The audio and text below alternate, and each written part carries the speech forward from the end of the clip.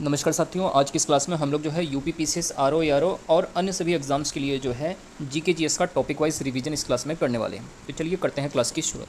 आज की इस क्लास में हम लोग जो है वन और मृदा से जुड़े हुए इंपॉर्टेंट प्रश्नों को जो है जो प्रीवियस ईयर एग्जाम्स में पूछे गए हैं इसको पढ़ेंगे। तो चलिए देखते हैं पहला क्वेश्चन। देखिए सबसे पहला प्रश्न है, एक पेड़ के पास हमेशा क्या होता है? तो एक पेड़ के पास हमेशा जो है जड़ होती है। नेक्स्ट इसके बाद दूसरा प्रश्न है, एक तरफ यहाँ पर प्राकृतिक वनस्पति लिखी गई है, दूसरी तरफ वो किस क्षेत्र में पाई जाती है। सबसे पहले बात करते हैं अधिजीवी वनस्पति। तो ये जो है भूमध्य रेखीय क्षेत्रों में पाई जाती है। इसी प्रकार जो बबूल वनस्पति है ये पाई जाती है सहारा क्षेत्र में। इसी प्रकार बायोबाब जो है जो ये प्राकृतिक वनस्पति है ये पाई जाती है सवाना क्षेत्र के अंदर। और सबसे अंत में है देवदार वनस्पति, ये भूमध्य सागरीय क्षेत्रों में वनस्पति पाई जाती है। नेक्स्ट इसके बाद अगला तीसरा प्रश्न है, किस देश में उसके भौगोलिक क्षेत्र का उच्चतम प्रतिशत वनाच्छादित है? तो ये प्रश्न जो है दिए गए विकल्पों में से चुनना था इसको। तो इसका जो राइट आंसर था वो था जापान। जापान में जो है लगभग 68.4% भौगोलिक क्षेत्र जो है ये वनाच्छादित है, वनों से घिरा हुआ है। लेकिन अगर आपसे विश्व में पूछा जाए सर्वाधिक ऐसा कौन सा देश है जिसका सबसे ज़्यादा भौगोलिक क्षेत्र जो है वनाच्छादित है, तो ये देश का नाम है सूरीनाम। सूरीनाम के अंदर देश के अंदर लगभग 97.4% जो है क्षेत्रफल जो है ये वनाच्छादित है। इसके बाद अगला चौथा प्रश्न है, टैगा वन विशिष्टता है। तो टैगा वन कहाँ की विशिष्टता है? तो ये जो है समशीतोष्ण क्षेत्रों की जो है विशेषता है। इसके बाद अगला पांचवा प्रश्न है, विश्व के सबसे बड़े व घने वन कहाँ पर स्थित हैं? तो ये पाए जाते हैं ब्राज़ील में, और इन वनों को जो है सेल्वा वन के नाम से भी जाना जाता है। तो विश्व के सबसे बड़े और घने वन कहाँ पाए जाते हैं? ब्राज़ील में। अगला प्रश्न है, सेल्वा वनों की क्या विशेषता होती है? तो इनकी विशेषता होती है चौड़ी पत्ती सदाबहार, मतलब इनकी पत्तियाँ किस प्रकार की होती हैं? चौड़ी पत्तियाँ इनकी होती हैं। अगला सातवां प्रश्न है, वनों की कटाई पर प्रतिबंध लगाने वाला विश्व का प्रथम देश कौन सा है?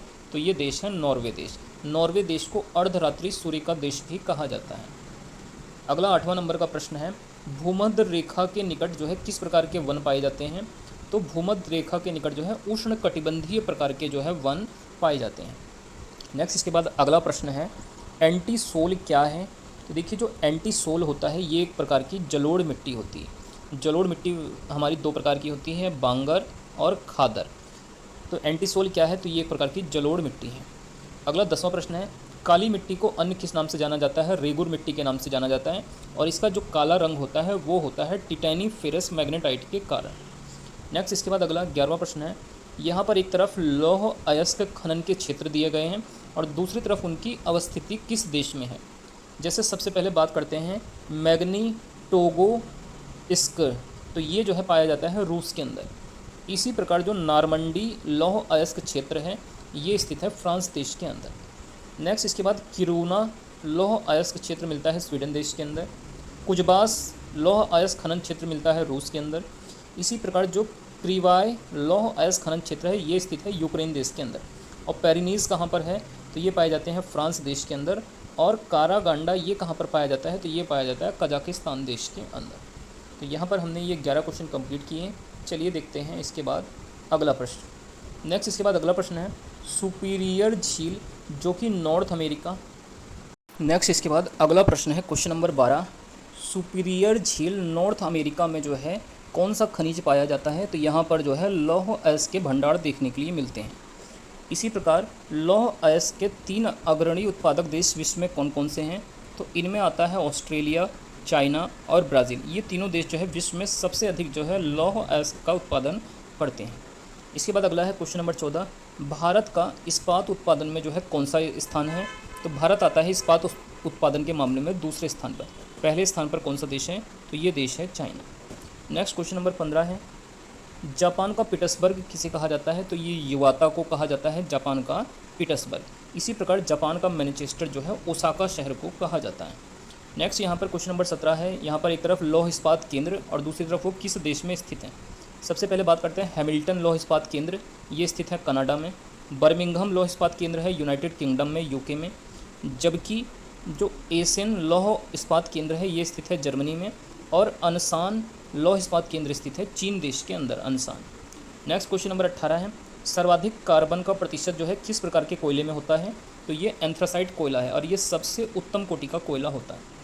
अगला प्रश्न है, रूर कोयला क्षेत्र कहाँ पर स्थित है? तो ये स्थित है जर्मनी देश के अंदर।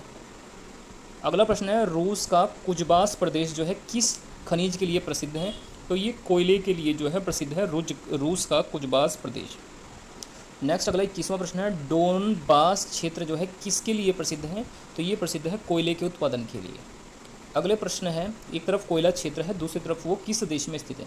जैसे कुजबास कोयला क्षेत्र ये रूस में है, रेड बेसिन जो कोयला क्षेत्र है ये चाइना में है, चीन में है, ब्रिस्टल जो कोयला क्षेत्र है यूके यूनाइटेड किंगडम में है, न्यू साउथ वेल्स कहाँ पर है? तो ये जो है कोयला क्षेत्र ऑस्ट्रेलिया में है, सेंसी कहाँ पर है? ये चाइना में है, सार कोयला क्षेत्र ये आपको जर्मनी में देखने के लिए मिल जाता है, जबकि कारगंडा कोयला क्षेत्र जो है ये कजाकिस्तान में, और डोनेटस ये रूस देश में स्थित है, और लंकासायर जो कोयला क्षेत्र है ये भी यूनाइटेड किंगडम में स्थित है। तो दोस्तों ये हमारी आज की इंपॉर्टेंट क्लास थी। आप लोगों को ये क्लास कैसी लगी है कमेंट करके ज़रूर बताइए। बाकी वीडियो अच्छी लगे तो वीडियो को लाइक करें, शेयर करें, और चैनल पर नए हैं तो इसको सब्सक्राइब करें।